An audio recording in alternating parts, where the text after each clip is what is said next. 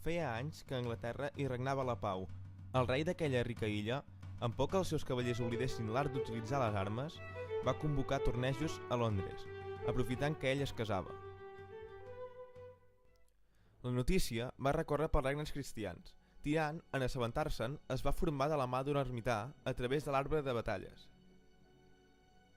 Per la meva fe, desitjaria de bon grat saber què és allò que pertany a un cavaller i no a un altre home.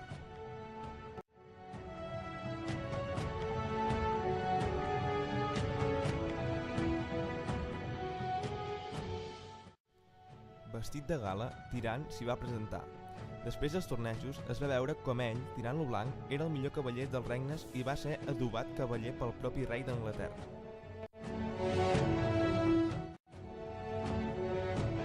En aquelles festes es va enamorar de la bella Agnès, però de qui realment es va tornar boig va ser de Carmesina. Allò sí que era amor.